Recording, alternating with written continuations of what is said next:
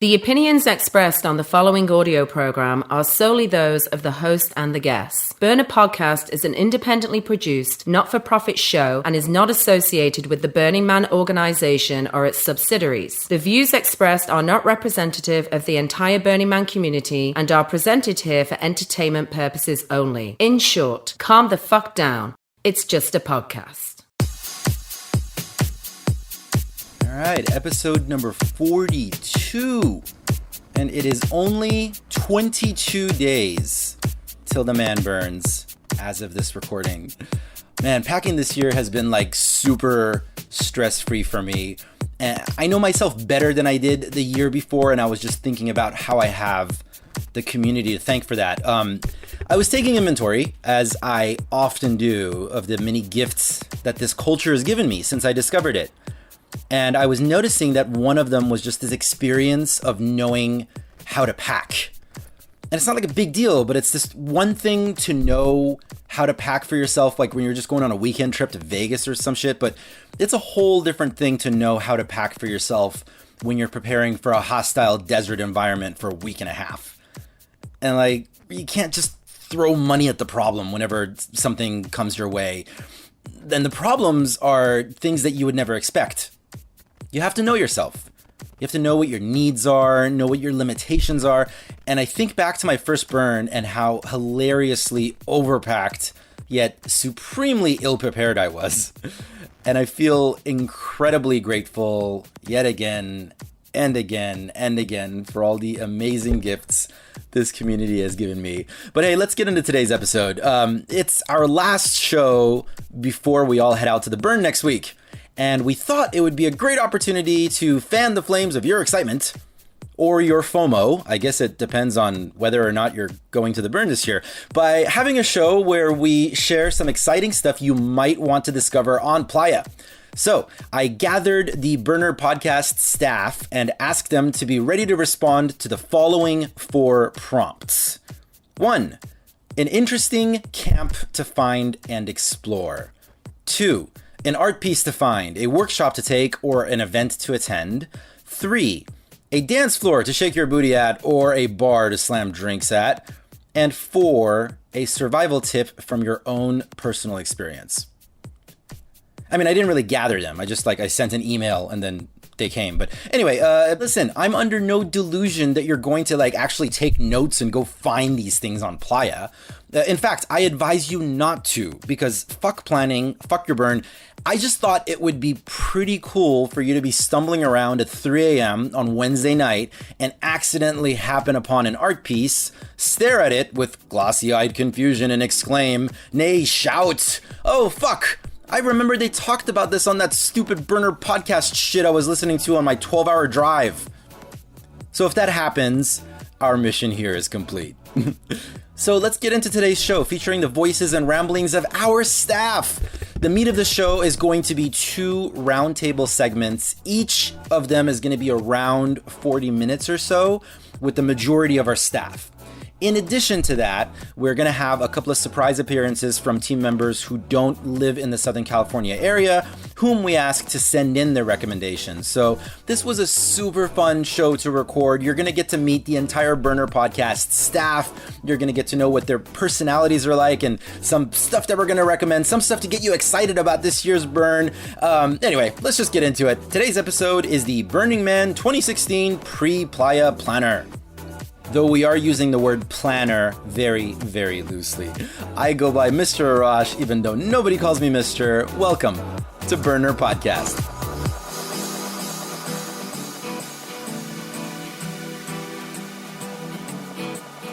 On the first part of the journey, I was looking at all the life.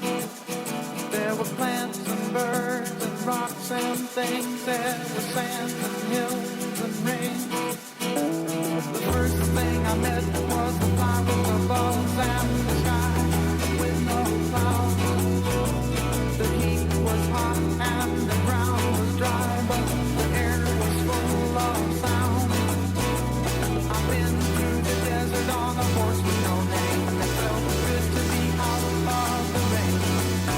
In the desert, you can't remember your name because the rain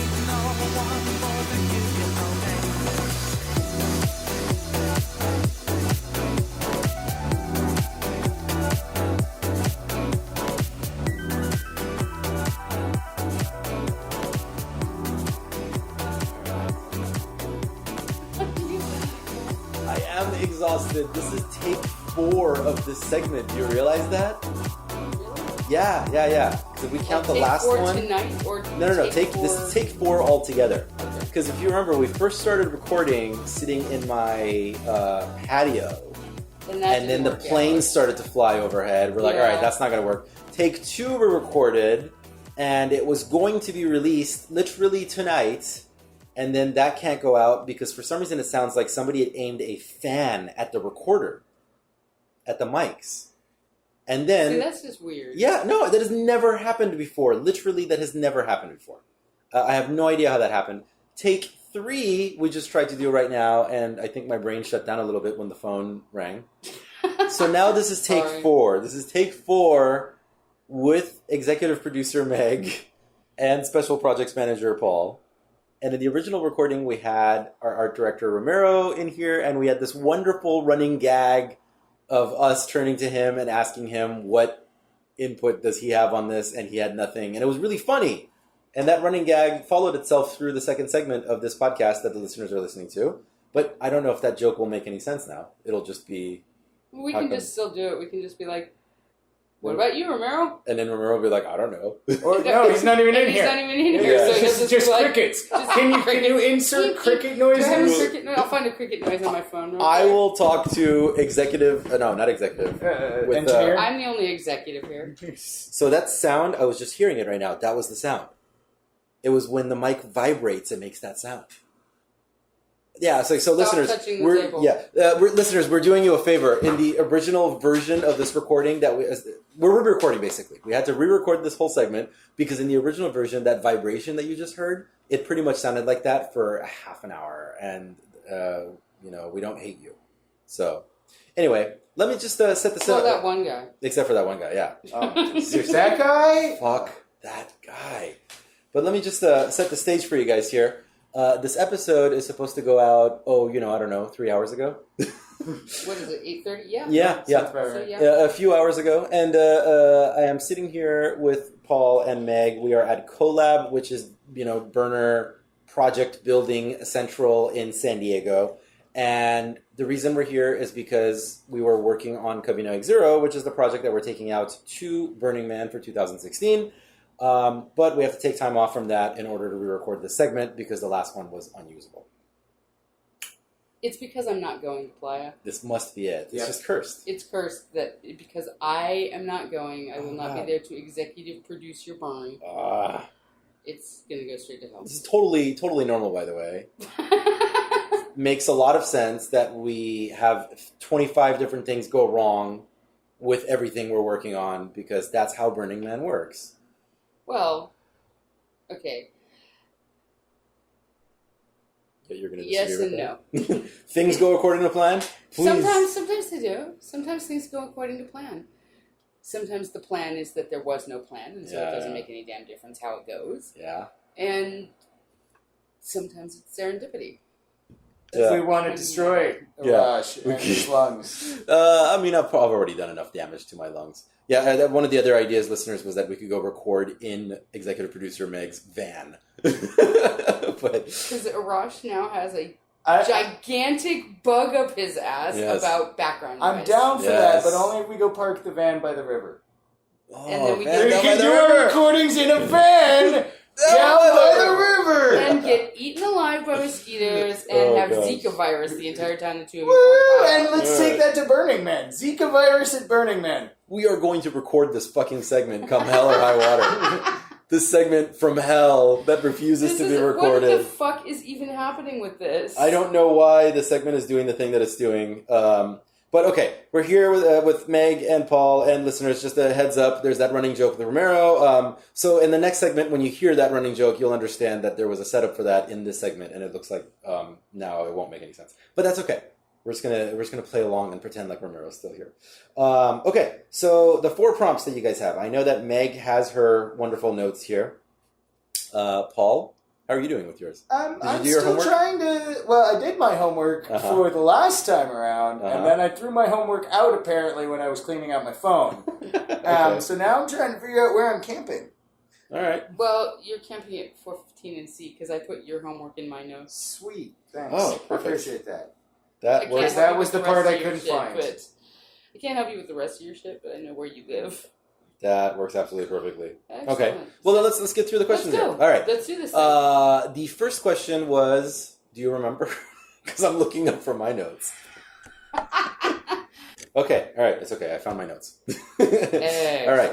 So, first question. An interesting camp to find and explore. Executive producer Meg. All right. And as I emphasized previously when we recorded this segment. The segment that we'll keep referencing that people have no Yeah, idea about. previously in the thing they can't hear. Yes. All of my things, all of my answers to Arash's prompts are based on, yes, the thing is cool, but it's not about the thing, it's about the people, which is, to me, all the burn is about. That's the only FOMO I have, is that there are people who, this is the 1 or 2 times a year I get to hug them, and I don't get to this year.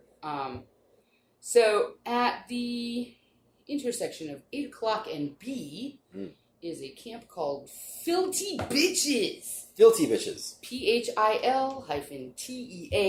Bitches. They have mini golf, so, play some fucking mini golf on Playa. But the real reason that you're going to go there is to find Swampy. Yes. Swampy is the bomb. Swampy is my muse. She is a nerd goddess. Doesn't hurt that she's gorgeous. But she is one of those people who her hugs are all-encompassing, and the conversation you have with her will stick with you for your entire life. So I highly recommend that you go to 8 o'clock and B. Just stand there yelling for Swampy till a hot girl with dreads shows up. If it's Burning not Man, Swampy, that might take then, a while. whatever. Could be anybody. And play some fucking mini golf. I do want to say that in the brief conversation I had with her, she referenced something about best dreads this side of the Mississippi. She does have pretty really good dreads. Yeah, they're pretty good. And I'm not a huge fan of, the white boy dread thing. Yeah. And I'm not usually a huge fan of the white girl dread either. Not because I think it's cultural appropriation or any of the rest of that, although it may be, but because I just think that they generally look like shit. Yeah. Swampies do not. Yeah. So there's that. Shout out. All right, I'm going to be looking for that because we've communicated a little bit. She's the bomb. And you will adore her. Yeah. I'd love to get Swampy on the show. Hint, hint, nudge, nudge. Hint, hint, nudge, nudge, wink, wink. Do we have duct tape and rope. Yeah. Do we have any idea why the camp is called Filthy Bitches? It's a camp within a camp, and I do not actually know why. I'm pretty sure there's tea involved included with your A guy named Phil and tea. A guy named Phil, the beverage and some tea. bitches. And some bitches. Some bitches and mini golf. All right. That'll work. It sounds That does sound pretty good. Yeah, It sounds like a perfect storm of you should go there. Word up. All right. Paul, an interesting camp to find and explore. Well, you're going to want to head over to 330 and E and visit some good friends of mine over at Poly Paradise. Poly Paradise is, of course, home to the infamous human carcass wash. They've been doing that one for a while, and a lot of people have misunderstandings about the carcass wash. Really, what it comes down to in the end is it's about being able to identify and communicate your own boundaries. I think Meg is focusing very much on the people she is going to miss. I'm going to try and focus on people becoming the best people they can be. And so one of my big things is communication is the only way to really make things better. Anything that helps you to communicate, it's a good thing. So head over there. Experiences is what you're aiming at. Experiences, but experiences with people. It really does dovetail quite a bit. It doesn't hurt that two of my favorite people are. I was about to get to both Touch and of course Scotto, who are Ginny and there's a lot. There's a bunch of people over there I love, but I've had some of the best conversations with those two individuals, and they will both be at Poly Paradise. Head over there, just chat with folks. And Poly Paradise is a village, is that correct? That is correct. It's a massive undertaking. So it's like multiple camps that are coming together. It's multiple regions of people. Touch is a member of the board of directors here in San Diego for SDCAP. Scotto is the current regional contact. He's an RC out of the Southwest, but he's also the guy for Saguaro Man, which is the Arizona regional. They're from all over. There's people in their camp from just fucking everywhere. It's not like some villages are a bunch of different little camps that all just kind of came together, and it's like San Diego used to have Shangri-La or something like that, and it was all Shangri-La is a camp with but Shangri-La Village or something. That's before my time. And it was a bunch of different camps, but they were all from San Diego, so they camped together in a San Diego village. Right. And they each had an individual camp. But Poly Paradise is a regional village of people who are poly-friendly, consent-oriented, communication-driven, and they cook a mean, like, turkey in a trash can dinner thing. And pizza. And pizza in a trash can, too. So you can go, you can get clean in body and mind, and then you can fill your gut up. Yeah. And I want to say, the last segment that we'll keep referencing that people don't know about, that you had mentioned those conversations that you really liked the most. You had the best conversations over there. I had some amazing conversations over there last year. To clarify, they're not actually a feeder camp. They're not a feeder camp. I'm messing with you. Go get the carcass wash happening, and there's a lot of events over there. They've got a full list of events of talks and discussions and just kind of communications oriented stuff. But yeah, just hang out and find people to talk to over there. There's really interesting discussions to be had. And not every good discussion I had was with people I already knew when I got there. But hug the crap out of Scotto for me. Yeah, super. And I'm gonna do that. I just learned a new term, by the way. I've never heard the phrase feeder camp before. Oh. It makes sense. Basically, camps are bars. Camps that feeds. Or they are feeder camps. Yeah. Or they are an art camp of some nature, or they offer some sort of interactive experience. For Poly Paradise, the interactive experience is the human carcass wash. Right. Like for Dr. Bronner's, which we don't call them that, they're FOMO, whatever they are. Yeah. They change names every year. It's the shower and the experience of showering with those people. And the human carcass wash is designed around learning what your boundaries are and how comfortable you are with how far you're willing to be touched and touch others. Yeah, exactly. Yeah. There's a training process. You don't just like jump in a line and be like, please don't touch my junk or whatever. I mean, there's a training process. If you said that, nobody would touch your junk because they're very respectful. Yeah. My boundary is my junk. You can dig it. All right, let's go to number 2. An art piece to find, a workshop to take, or an event to attend. Meg. Okay, so again, this is an amazing art piece that I've been following since they first put any information about it out on the web.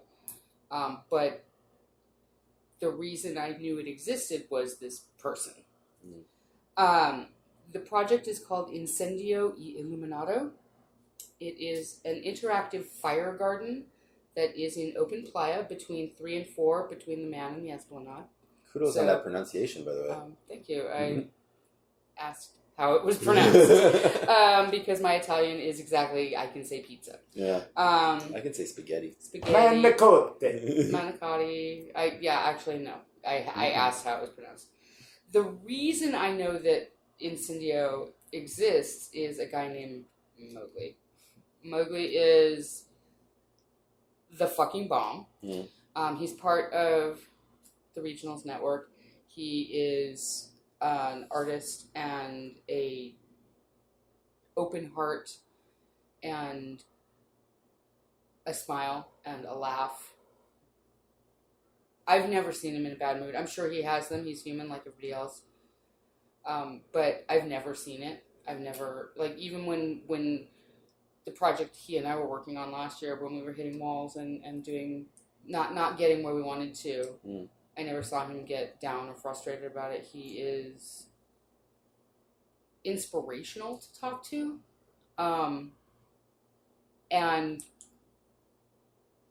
has his finger on the pulse of a lot of stuff that's going on. So if you find him and you meet him and you talk to him, he's going to know like 15 other things that you should go and check out. So Mowgli, like the Jungle Book. Mowgli, like the Jungle Book, Okay. Except he's a little white guy. Yeah. He will have on kind Not of a a little rainbow-colored fedora thing. I'm pretty sure it's glued to his head. I will find Mowgli.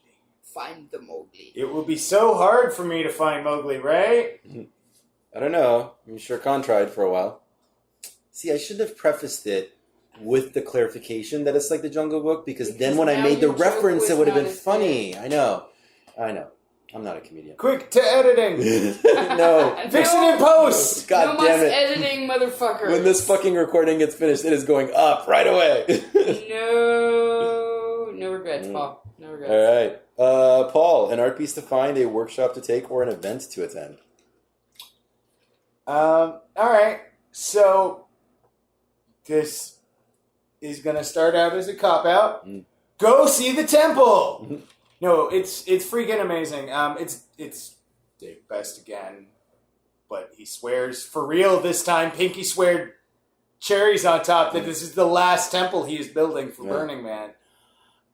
It'll be the best of David Best. It'll be the best of the best.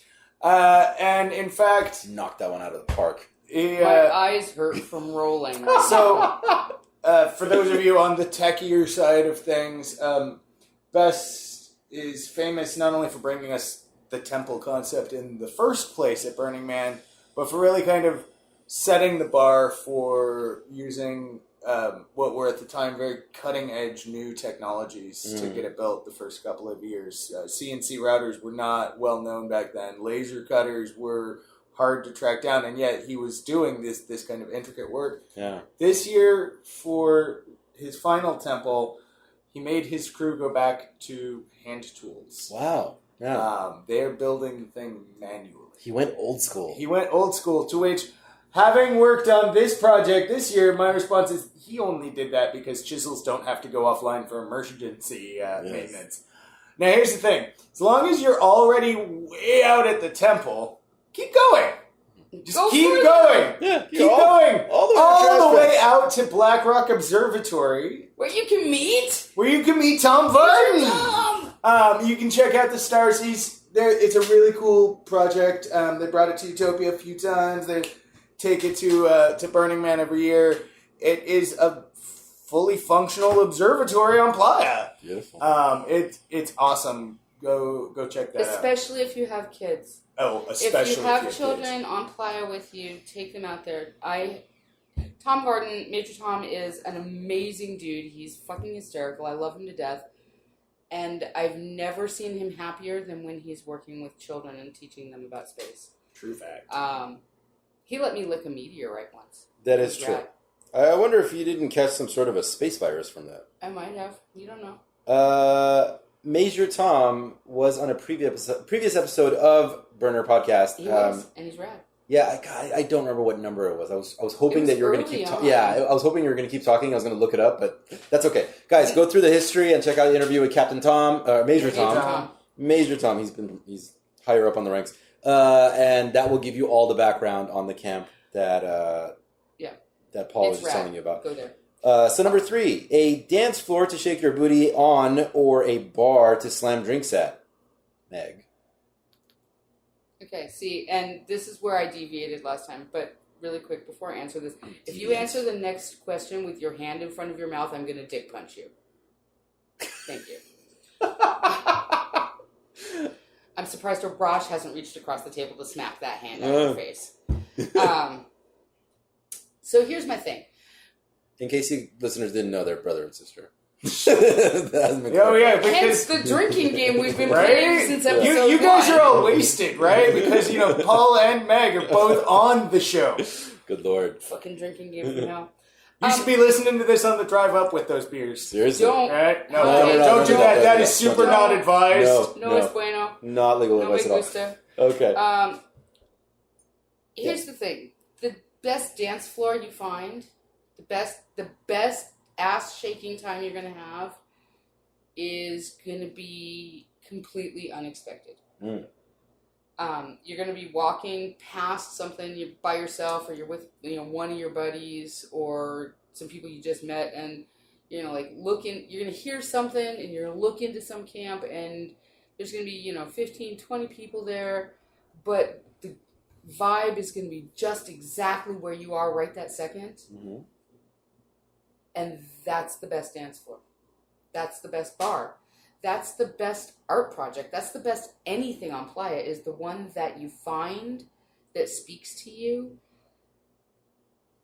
Whether you're the only person there, whether you're one of 1,000 people there, whether you knew you were going there or you just found it by accident, those are the times when you meet the people who you think about going back to meet every single year. Wherever you go, there you are. Yeah, that's like there's 50,000 fucking rad dance camps. Whatever. If you go out to Pink Mammoth, the Hot Pink Party, say yo to Jerry and Tony and them for me. But if you don't get there, it's because you were someplace else. Yeah. Someplace that spoke to you while you were there. Or what Paul's going to say if he still says the same thing, because that's my favorite dance place. Oh, you dig that? Yeah, no, specifically the place where Meg was, instead of making it out there, was Planet Earth, which is at the 9 o'clock plaza and features the best dance hits of the 1980s all week long. It's so no, good. seriously, it's a ton of fun. And if you've been missing the extended dance remixes from Tijuana, that's the place to go. So good. Extended? Wait, why from Tijuana? Because, okay, you grew up in San Diego. Yeah, I right? did grow up in San Diego, Did yeah. you not come to TJ with the rest of us? Oh, no, you're younger Not than in me. the 80s. Hi, okay, you're younger than I am. I was in Iran in the 80s. You're younger than I am. Yeah. I'm old. I mean, I'm younger Executive too, but I producer know Meg lots of things. Is old. Or, like, you could She's an probably executive. add together any two members of the podcast team and come up with me. Both in girth and in age. Also in wisdom. I know you need more of you. Yeah, right. In the 80s, if you were over 18 an but below age- 21. over an age where your parents would allow you to go out without knowing exactly who you were with and where you were and exactly when you were going to be home, what you did was you got on the trolley and you went to TJ. Yeah. Everybody had a bad fake ID, and we all went down. My personal favorite was Red Square. They had a 3-story fire pole that you could slide down, and 2-for-1 tequila sunrise every weeknight. Sounds hot. And every single song that you could possibly think of, there was some sort of extended dance mix. Yeah. So, you take an already 5-minute long Madonna song. And Yeah, it Lucky becomes Star. Are you 12 thinking of minutes Lucky Star? Is it Lucky the Star? Of 12-minute course it's mix Lucky of Star. Lucky Star was formative when I was 15-ish. So that experience gets recreated on Playa at Planet At Earth Planet every Earth. night. Every night. All right. 9 o'clock plaza. It's baller. I That's love it. amazing. All right. So final question. A survival tip from your own personal experience.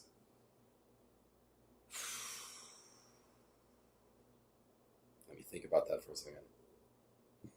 Don't plan. I mean, have a whole list of things that you hope will happen. But if you have a plan, then when it doesn't happen, you are disappointed in some fashion. Also, don't make the mistake of thinking that you are not needed on Playa. The Playa and Burning Man and Black Rock City are built by volunteers. People who do this out of insanity, love, devotion, boredom.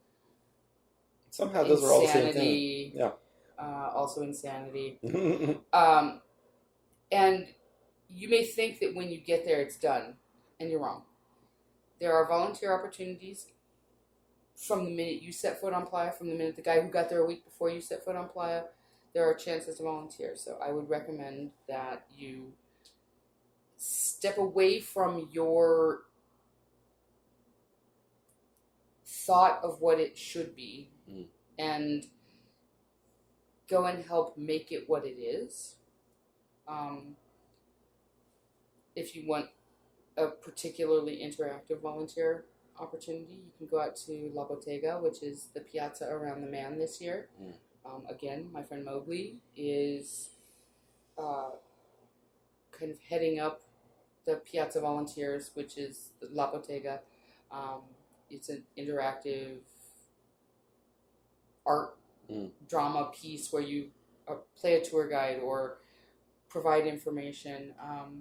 Little short 3-hour shifts of being part of making it happen in a way that's different from whatever it is that you did to make it happen to get here in the first place. Your survival tip is a psychological survival tip.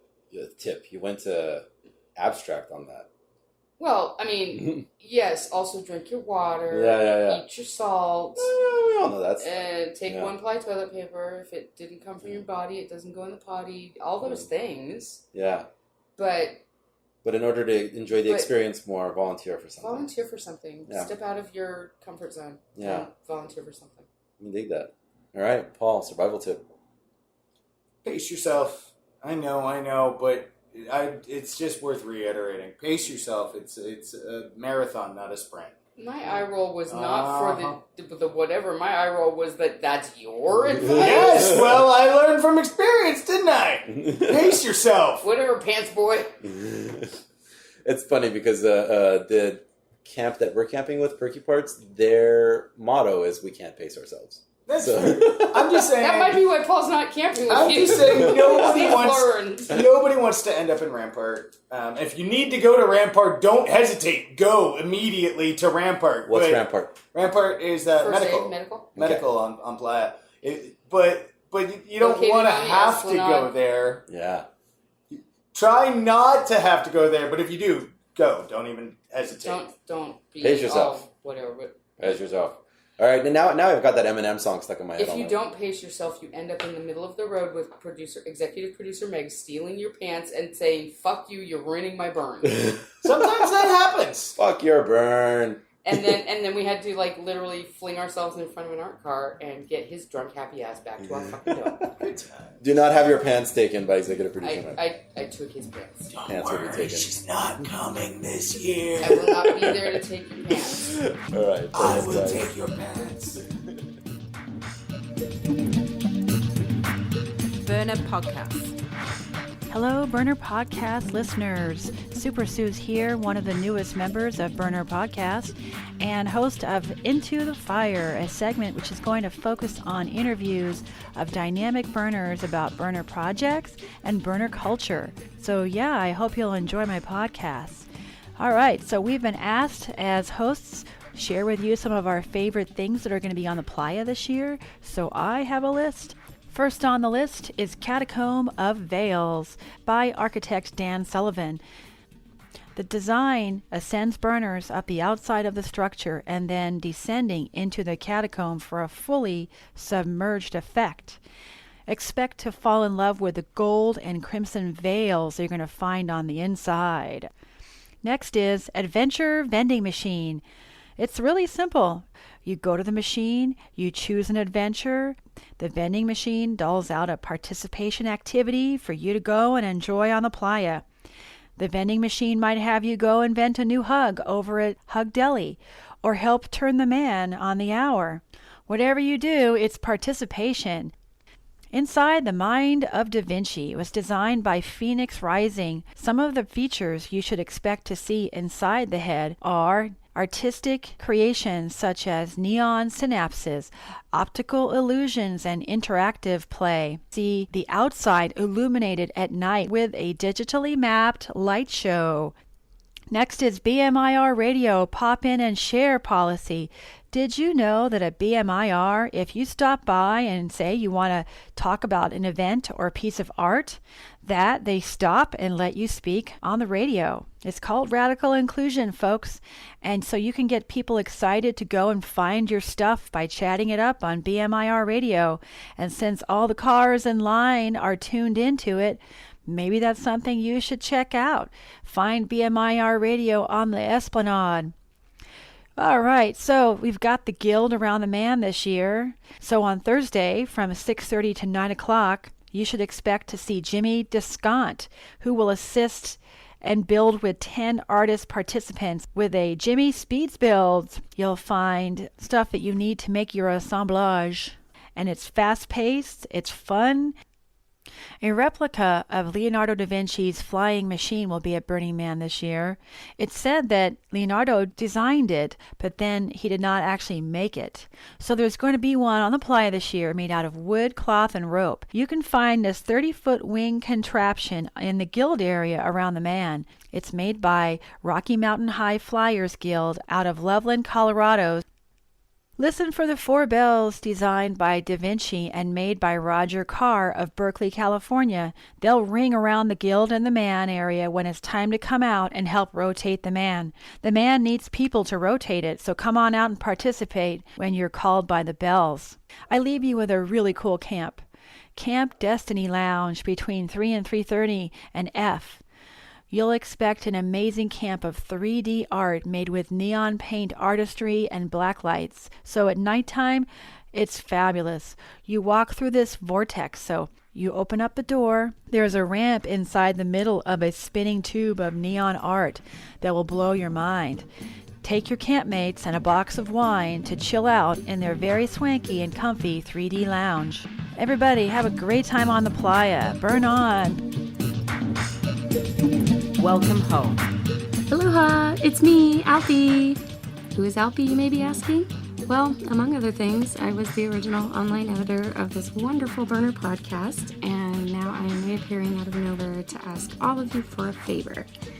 Due to some default responsibilities like grad school, bleh, and getting a precious new puppy, I will not be able to come to BRC, so I need you all to please go visit some particular places for me. First and foremost, I must be biased and mention the 2 biggest places that I've been adopted by, Illumination Village and the one and only Black Rock City Municipal Airport. Yes, I am polycamperous. If there's anything that these 2 regions have in common, it would be that they're big enough to have many different things going on at once, so you're never bored. They have so many wonderful people who have been contributing to the Brno experience by providing so many events and art to share. So pass around the dusty hugs for me.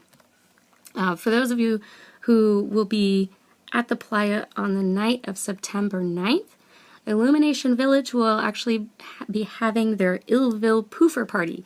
This will be easy to find because it'll be on fire. Just look for the huge flames on the Esplanade near the 3 o'clock plaza area, and odds are high that some of this fire will be coming from art pieces made by the legendary Flaming Lotus Girls. For those who have never heard of the Flaming Lotus Girls, they are a talented group of artists who in the Bay Area who have been welding pyro art pieces in Black Rock City for like 15 years, I think. It's up there. They like the Hand of God and the Mother Serpent. I highly recommend looking them up. Illumination Village is also the home of 2 of my favorite art cars that are both fun to ride as well as party around.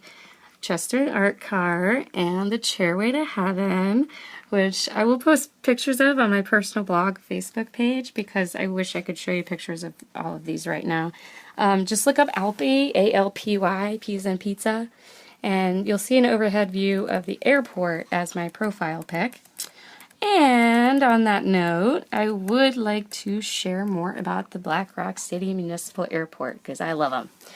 I wish I had time to tell you the story about how I stumbled into getting adopted by such wonderful folks, but it is a hilarious story that just led to more and more hilarious stories. We'll leave it at that. You'll meet people who've been burning for 15 and 20 years, people who work their asses off for a whole month to bring us the option of flying into the playa safely, pilots who are awake and sober at the butt crack of dawn just to give burners free plane rides, as well as people who build art pieces around the airport itself. People make it sound like the airport is far away. It's so far away, but really it's really not any further than riding from the Manda Temple. Measure it if you want. It's worth it. It's if you want to ride in a plane, go sign up early in the morning. Yeah, you can ride in a plane. If you go on Thursday morning, bring a plate and silverware because there will be the traditional pancake breakfast. Rumor has it that the kitchen is needing some volunteers actually, so I will do my best to post a contact reference for that on my Facebook page as well, same one, in case you're interested, and you can message me if you don't see anything up there soon. They also have another tradition, which is to throw a huge party on Saturday afternoon, typically around 1 p.m., so bring a cup. There's also Pandora's Lounge and Fix-It Shop, who will also be there this year. And if you've never been there, you're missing out. You haven't been there yet. I guarantee you'll have fun. I camped with them in 2011 and still bond with all of them. I love them to death. Awesome folks. There are two main parts to the camp. One area is a bar, and the other has tons of bike parts and tools for those who are having trouble with their bike. Pandora, they'll be having an event on Tuesday from 10 a.m. till noon called the Human Library, where you can become a book for someone to read or read someone who is a book of many tales or questions, challenges, excitement, perspectives. You get the idea. It could be fiction, could be biography, who knows, whatever you want to be. It's their chance to get creative. This is the place to do it at. Last but not least, I can't leave without mentioning Temple. I hope I don't cry while saying this. If I was going to BRC this year, I would be going to Temple every single day. I wish all of us could have it every day of the year for reasons that are so overwhelming that they're barely comprehensible without first-person experience. I'm not going to talk about it now because I'm about to start crying. David Best will be leading the Temple crew again this year, and I want to give my thanks to all of those who have helped build Temple each and every burn, whether it be with him or another wonderful artist. I also feel a need to give thanks to art cars who turn off their music when approaching Temple. I gotta say that. Thank you. I gotta say a huge thank you because it really shows love and honor to those who are grieving or meditating, as well as those who are being written about. Or those who are getting married, but that's an inside joke for the Pandora folks. You guys get it. Again, I wish I could come this year, but there will be other years, and regionals for that matter. That's my mantra. I need it. Please have a wonderful time for me, and take my tips of advice. Watch Mad Max movies before you go. Remember, if you get lost, that means you are where you're actually supposed to be. Be responsible for your own trash. Don't forget your cup. Blinky the hell out of everything. Expect the unexpected. And turn responsibility into a fun concept. It's possible. Cheers to all of you. I love you. Pass around the Dusty Hugs for me and keep up with the Burner podcast because it's never a waste of time to hear such wonderful voices and learn about wonderful burners like yourself. Salud. You are dusty and beautiful. Hey, this is Engineer Freckle, and I'm just calling with a few recommendations that I have for the Burner podcast. First of all, I'd like to recommend the Seven Deadly Gins gin joint on the 9 o'clock side of the playa. They have amazing day parties, a lot of really, really good day drinks, or gin drinks. It's a 20-foot geodome covered in a big green parachute historically. Have a whole bunch of misters, really, really sweet DJs, and a Sibian-based giraffe that people could ride on during the dance floor. So that was pretty fun for everybody there. Camp that you should probably check out for some good workshops and some good learning is that, or the Bureau of Erotic Discourse. It's a great place for a lot of different workshops on consent and positive sexual behavior. I can't recommend that highly enough. On Tuesday night, Shangri-La's is going to be having a fancy as fuck house and techno party. Starts at about 8:30 p.m. Whole lot of amazing drinks, awesome people, a lot of big lights and sounds is one that we throw every year. Really, really excited about. And I will be, yours truly, will also be DJing around about 12:30. And then my one piece of advice that I'd like to recommend for everybody is limit your expectations. Don't expect all those lofty goals that you want to happen really, really bad. Don't expect them always to happen, so that when they most likely fall through, you don't get disappointed. And then when they do end up happening, you'll feel elated and ecstatic. That's all I have for now. Hope to see you guys out on the playa. Fuck your burn. I'm starting to recording here. You need a pen, Tori? I need to make notes. Ramiro, why do you always have a pen on you? Because Ramiro's an engineer. By the way, that's my pen. Okay, you're not getting it back. No. I want you to have that pen, Ramiro. Okay. That's going to be my official gift to you for all the work that you've done for Cabina X0. All right, we're back in the second segment, or the third. You know what? I don't know what number segment this is because we haven't edited the show yet. But let's just make sure the dog doesn't kick over the Be cool, dog. microphone. Be cool. Shira's in the house. All right, so we're going to go around the room, and I'm going to have you say your name and what your title is, so that the listeners can associate a name with the voice. So let's start with... Tori Massey. My title is Network Contributor. Online editor? Online editor. We probably should talk about our title. I've been on... You guys have all had your titles since like literally the day you started work. Tori is not too crazy about her title though, and she was supposed to come up with a new one. It's TBD at TBD. this point. Okay. Tori Massey TBD. You'll probably find it on the playa. Right. Ramiro's in the house again. Ramiro, art director. Right. Woo! Not curator, director. Yesterday he was like, art curator? This is Nav. I'm the music editor and website guy. No, that's not even on there. I'm done with that now, right? Yeah, you got fired from that. It's over? Yeah, we had a meeting with HR. Yeah. It wasn't happening. I didn't get the memo. No, your title is network music editor and co-producer of Alkaline. Right. Executive producer of Alkaline. No, you're No, I'm the executive producer. What's the difference between the executive producer? One does less. Yes. One does less, but it has a nicer title. Right. I came up with the idea for Alkaline, well, without the name. Like, episode 3 We're not of the trying show. to take your title away. Yeah. It basically means that I stopped doing regular things. Got it. I'm Amber Rose. I am co-producer of Alkaline and contributing producer to Burner Podcast. Yes. Yeah. You're the only one that got your title right. Yay! Jesus Christ. This is a disaster. I know what my job is. All right. So, of course, we've already done the introductions on what today's show is. For the listeners, we don't have to do that all over again. Who are you? Me? Yeah. What do you host do? of the show. Just in case. They've been listening to my nasally voice for the past hour. At this point, there's no confusion about what I'm doing over here. All right. I would hope. Okay, so we're just going to go ahead and get started. Okay. Tori, do you want to be first, or should we start with Amber Rose? Go ahead, Amber Rose. We're going to start, and we're going to go counterclockwise. Tori's still doing research as we speak. Tori's got But a her PowerPoint. spreadsheets are prime. Yeah. She's got a PowerPoint presentation, a spreadsheet. I love it. Yeah. Okay, so Amber Rose, we're going to start with the first question and go around and then come back into the second one. So, an interesting camp to find and explore. One of my favorite camps on the playa is Trifecta because they have the huge adult playground. And I'm really hoping that they bring the big tire swing back. I don't know. I feel like last year they didn't really have it because they were on the Esplanade, but it was one of the funnest things I played on 2 years ago. So.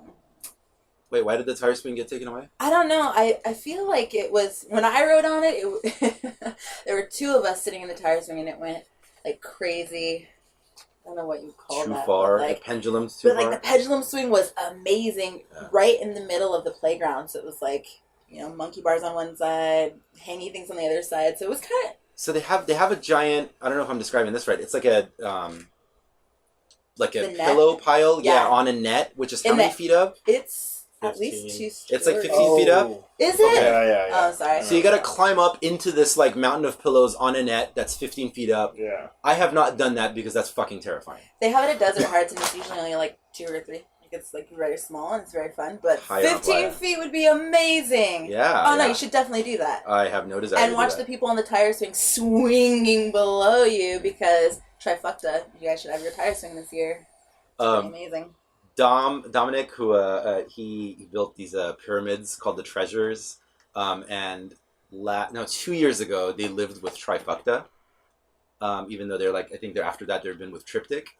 And somebody took a shit in one of the pyramids. No. So- You know, getting really disheartened listening to all the stories about the shit taking and art projects and cool things on the playa. Like, can you just not shit in our cool shit? That's good advice. Listeners, please don't shit in anybody's art on Playa. It's not art until I get shit in. All right, no.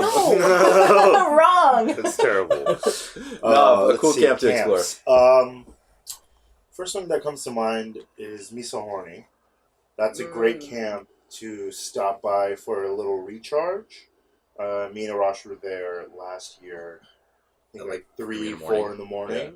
And we ended up having the most amazing conversation with 2 teachers who worked with children that were impacted by the Bosnia-Herzegovina tragedy in the 90s. They both lived in Bosnia, I think. No, they both lived in Bosnia, and they had come out here for the burn as their summer vacation. And like, where else are you going to get that conversation besides? But the Miso Horny, they're known for... The miso Miso? soup. Yes. They also serve sake. Yes. Yeah. But they have miso soup at like 3 in the I morning. think we got sake. So good. Yeah, we did. Once they re-upped or Yes. something. They're It does take them a bit of a minute because everybody's there trying to get warm, but... No, I consumed a lot more sake than miso soup because Nav really likes I like soup and pho and like things like that. So we're like waiting for noodles. Well, it's like... They have noodles? No, it wasn't noodles. It was just normal miso soup. Oh, okay. Miso soup is just It wasn't basically I thought a you said drink. No. He also likes pho, which is also something I don't care for. Let's see, Miso Horny. Then there is, for anyone that has a beard going out, there's this camp called Bear House. And it is exactly what you think it is.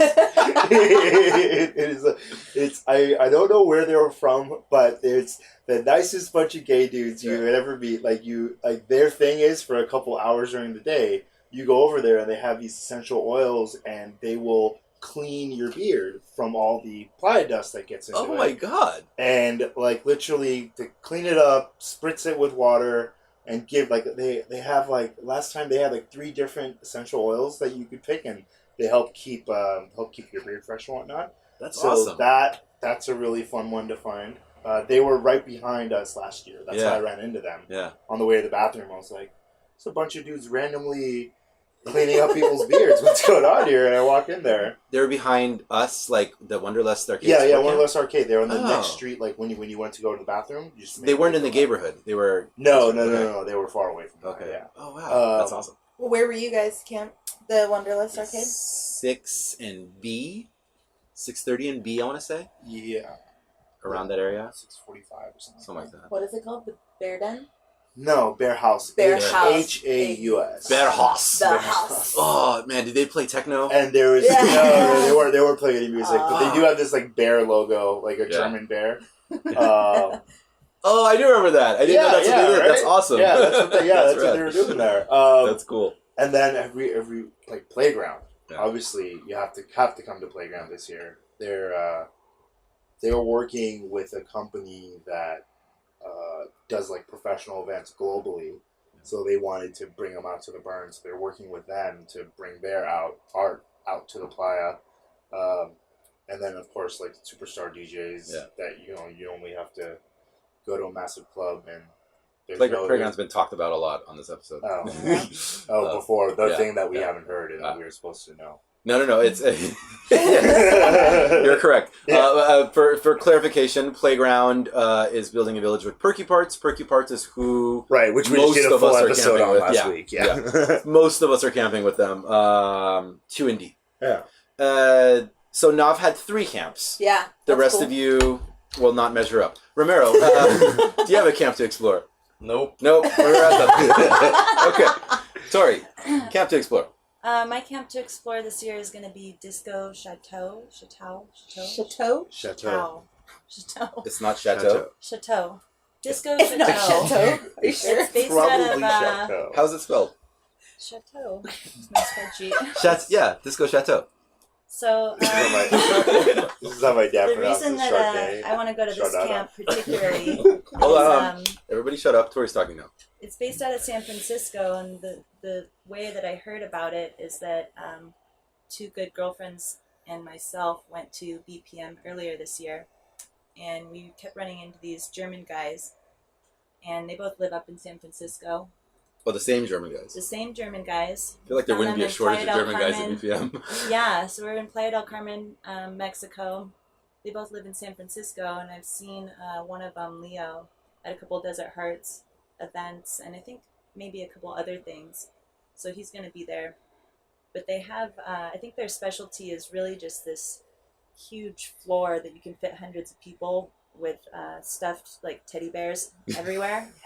And everyone, it's basically just like a pillow palace, but with stuffed teddy bears. Awesome. So that'll be my my goal this year. Disco Chateau. All right, I can dig it. All right, so next one, Amber Rose, first again.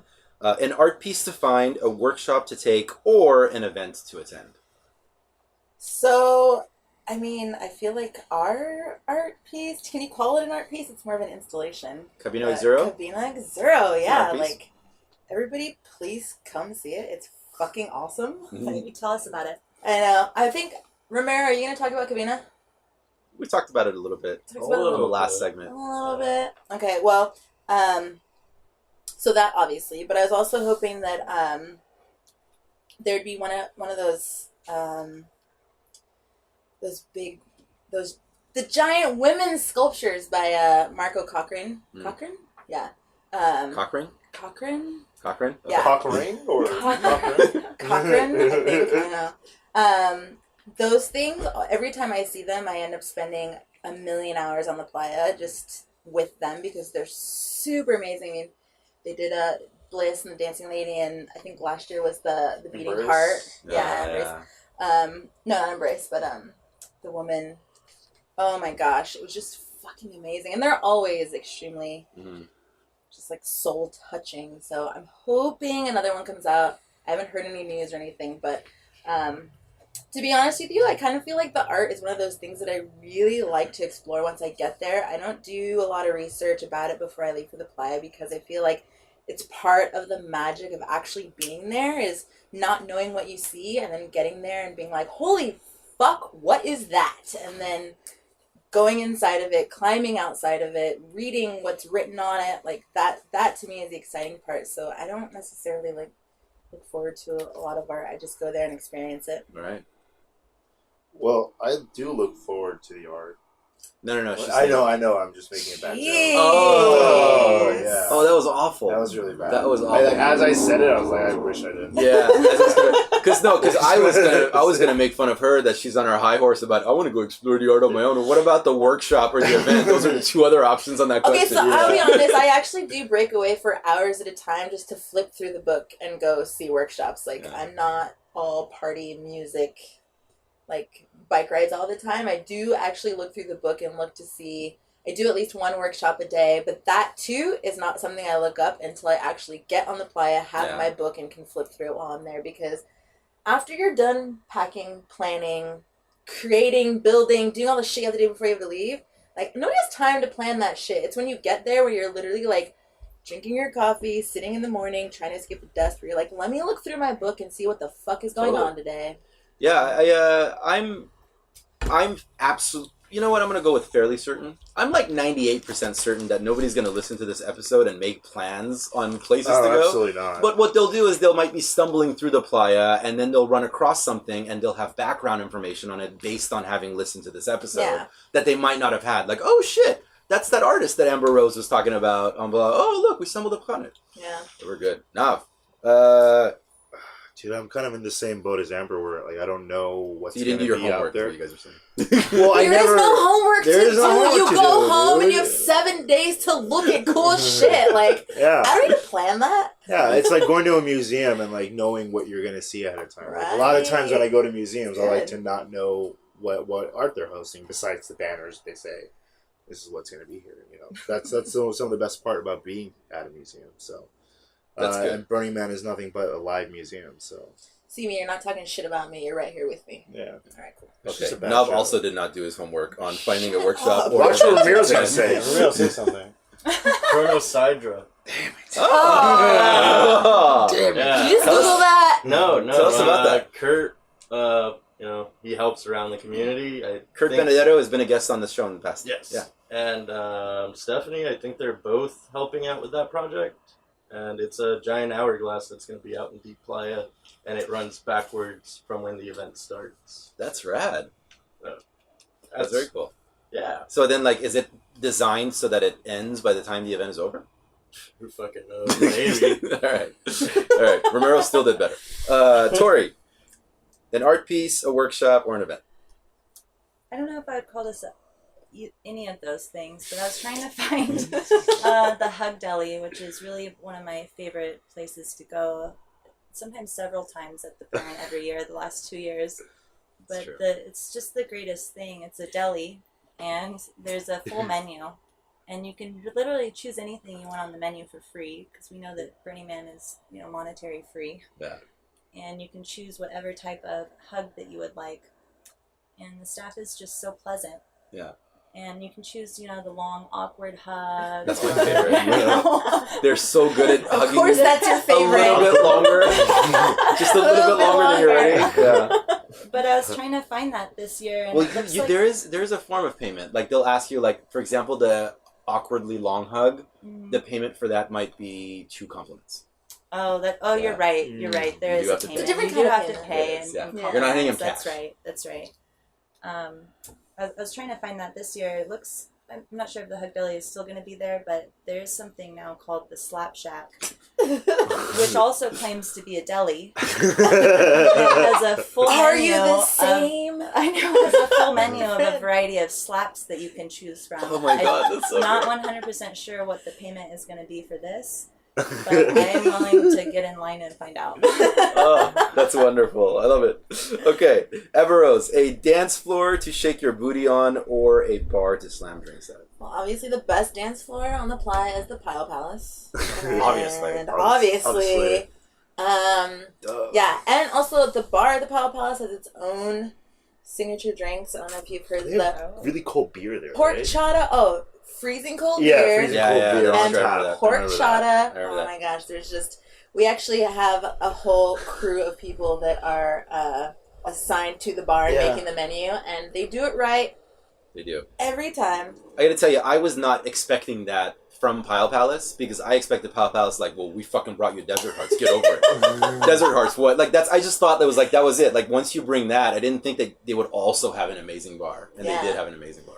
Yeah, I the guys work so hard all year, like Matt and Miles, like they put it in, and on the playa they are dedicated to making sure that bar is fucking rocking. Yeah. So there's that, but then also like the Pile Palace lineup. Parties are going to be on Tuesday, Thursdays, and of course we'll do Burn Night, I'm sure. But we have some of the most amazing DJs, and last year the dance floor was so rocking. I loved it, but also I unfortunately had to sit in line for Exodus, and I met people I didn't even know. And I was talking to them about their burn and their experience, and I was like, oh, where's the best dance party? And they were like, Pile Palace, have you heard of it? And I was like, oh, have I heard of it? Yes, and fucking awesome. So that's awesome. Pile Palace will be at 9:45 MB this year, and we have some amazing DJs, awesome music rocking. So. Clear across the playa. Clear across the playa. What up? Dig it. Yeah. Now, dance floor or bar? Mind Warrior. Mm-hmm. Mind Warrior by far. Moving dance floor. Yeah, moving dance floor. If you don't know what it looks like,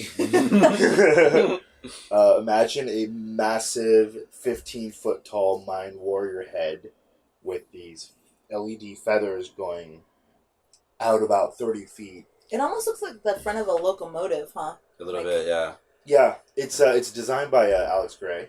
I don't know if you guys know I didn't know that. Yeah. Wow. Totally Alex Gray. When you see it again, you'll be like, oh, duh. That's incredible.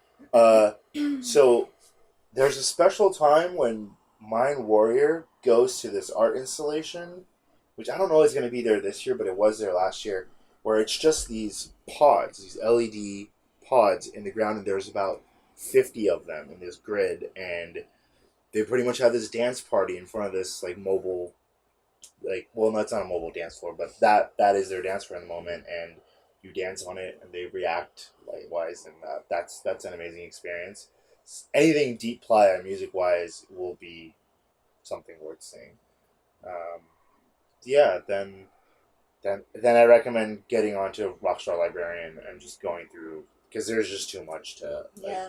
I was just thinking as you were saying we're gonna throw a party burn night, and I'm like, oh, where am I gonna go to burn night? And then 10 different parties came up in my head. Yeah. Yeah. So, The almost Rockstar got it Librarian is a great resource tool. I don't know if it gets talked about a lot. Rockstar Librarian, it's a blog, right? No, it's a website run by this librarian. She everyone inputs their camps, what time the events are. And Who's playing when? Yeah, who's playing when? What parties they're gonna have? Yeah, who's playing set times, and she puts together pretty much just like how you get the official guide. It's that, but for the parties that are going on. So I just checked the Rockstar Librarian today. I think that they're still running their Kickstarter. Not that we don't need more funds for Queen Zero, but would definitely go. Yeah, Rockstar Librarian. Yeah, they're still active right now. Yeah. Actually, we are just finalizing our entry to Rockstar Librarian today. Oh, nice. With Playground and Perky Parts. That's what I was talking to them about earlier this morning. Yeah. Rad. So, yeah, look out for the set times on there. Or by set times at Burning Man, it's really big quotation marks around there. It's when people get to the decks. Really. I remember last year the Perky Parts party, like the DJs were so gone they showed up 4 hours after their set was supposed to be. They still played. Yeah. But you know who doesn't have that problem?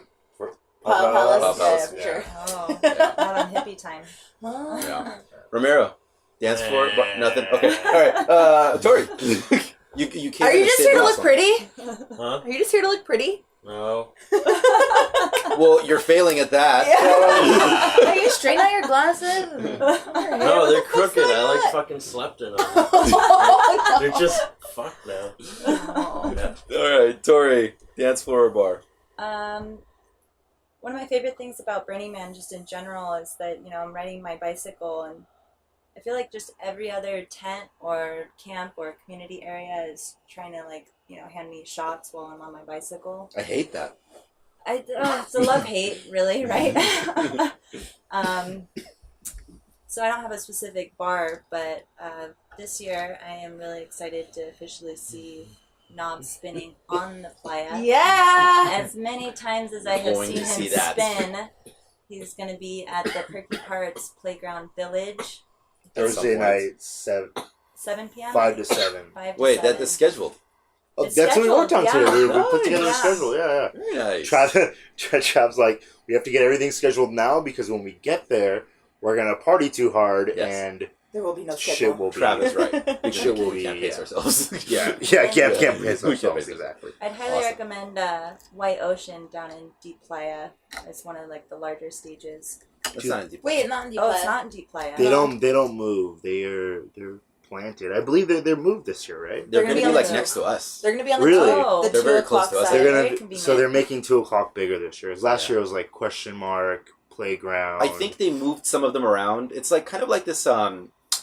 I could be completely wrong about this, but it kind of looked like when I was looking at the map, like what local governments do when they find that one neighborhood is becoming too concentrated with a specific population, so they start moving people around a little bit more. I think that was the case because on the 10 o'clock side, where Pile Palaces, we had White Ocean, we have the Casbah, we have Robot Heart, everything, and it's a bit oversaturation. There's the oversaturation, but I think also too the 2 o'clock side had music, but I think that it was also very genre specific. Yeah, I remember music, it was funkier. They're trying to mix it up just a little bit. Like Beats Antiques is playing out there, right? And Cox is that was really the only playground was the only side really playing techno 4x4 stuff. There's all the other stuff like Diplo and Skrillex played out there. It was you could decide what if you wanted to hear something super funky and out there, you'd go to the 2 o'clock side. If you wanted to hear 4 on 4, you could not use funky.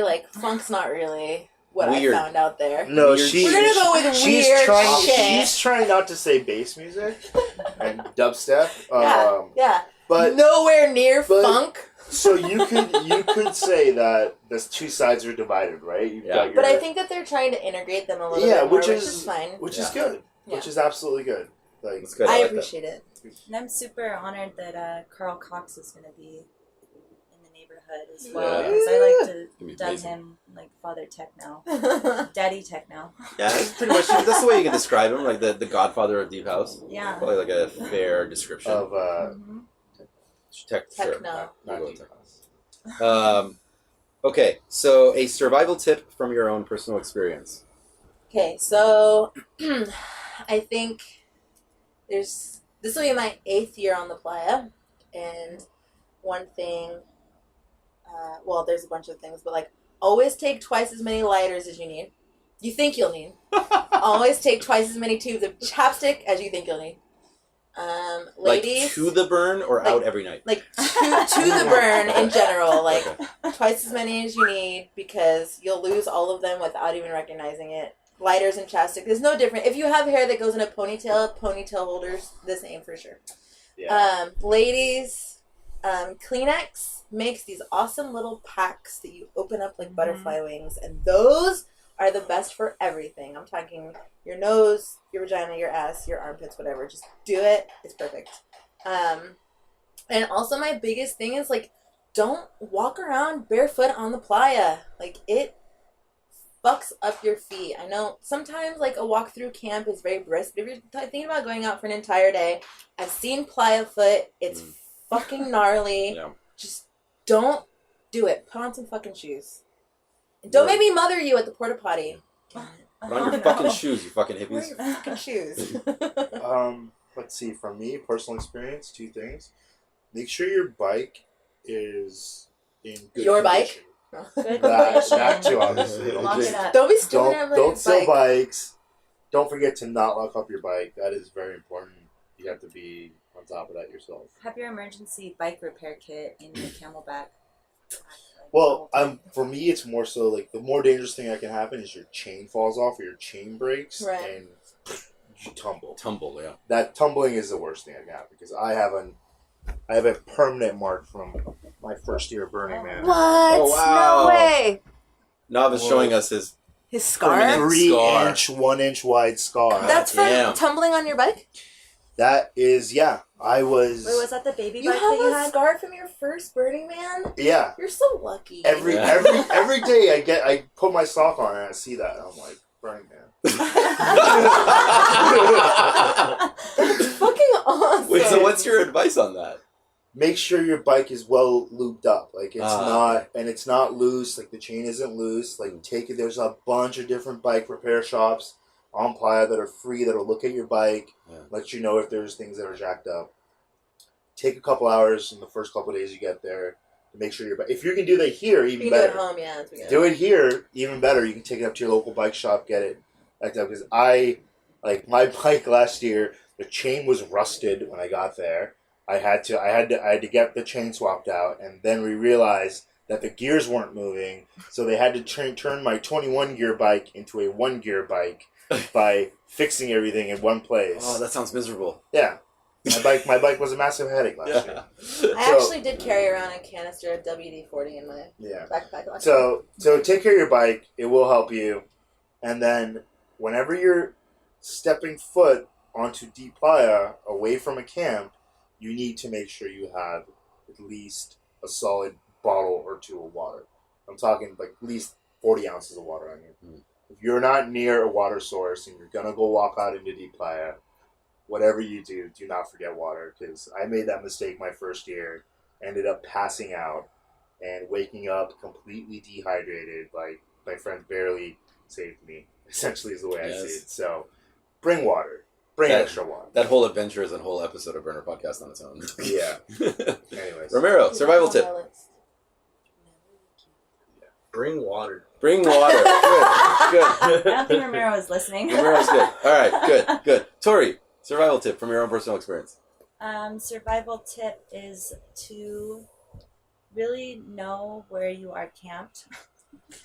And identify the totems around your camp area and your neighbors, totems. The totems change as the week goes on. It's Multiple so totems. true. It's so true. Take on as Multiple many totems. the nighttime totems, the daytime totems. Yeah, and then, like, more Are they camps still move stealing in. the signs during the week? Oh yeah, absolutely. So annoying. It is annoying. But then, like, also, like, other camps move in, and all of a sudden on Thursday you come back home to your camp and it looks very different. Yeah, The like, street who looks the different than like Monday. I'd also say a tactical scarf. I really use them in my day-to-day life, but... What is a tactical scarf? So I'm wearing one right now, actually. I wore it to work today. Okay. But, and you know, we're So at regular dinner... scarf people. It's not a regular scarf. It's one of those ones that's like are those like an like Army infinity scarf. approved? It's what? Army approved? Like those? Oh, I don't know if it's Is Army that approved. something that I would wear if I went as a freedom fighter into the desert? Yeah. Yeah, it's basically, but the great thing about it is that, I mean, I can wear it over my neck as a scarf, but, you know, if it's deep playa and it's cold or it's there's a lot of sun out, I can wrap it around and secure it around my head. And then I can also have it so it comes, you know, secured up and over my mouth, up and down, so it'll cover my neck, you know, my head, my ears, and everything to keep out either the heat or the cold and the dust. It's extremely beneficial. I bought two of those at the swap meet in San Diego, at the places that sell the big like Army backpacks and boots, things like that. They carry those types of scarves. They had like mine was purple with black in it, but yours looks like it's beige with black, green with Army black, green. like Army green. Yeah. So they have all of those. Those things are actually All right. good call. Scarves, bikes, excellent. All right, guys, thank you so much. People are probably going to be listening to this like on their way to the burn. Sorry. So you may have saved So somebody's totally life. useless. Yeah, happy burn! Yeah, you're right. burn. Might be too late at this point. Yeah, listen, sorry, listener, you're fucked.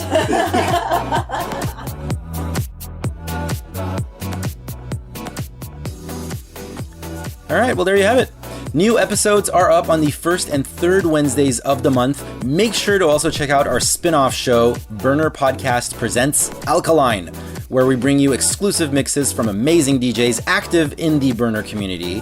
Also, Into the Fire, hosted by Super Suze in the Bay Area. You can find those links to those shows as well as a whole bunch of other content and material over at burnerpodcast.com. So, as you've heard today, the Burner Podcast movement is made possible due to the efforts of various contributing producers, as well as our regular staff, who you got to know very well on today's episode, which include our music editor, Navjit Sarna, online editor, Tori Massey, producer Amber Rose, contributing producer Super Suze Iris, recording engineer Freckle, art director Ramiro Martinez, special projects manager Paul McCarthy, executive producer Meg King, and you, the listener. Our intermission music is by Duckman. Check out his music over at duckmansd.bandcamp.com. The Burner Podcast theme song is America's Horse with No Name remix, produced by Joman. Check out his music over at soundcloud.com/DJ Joman. So until next time, love and light and all that other crap. Good night.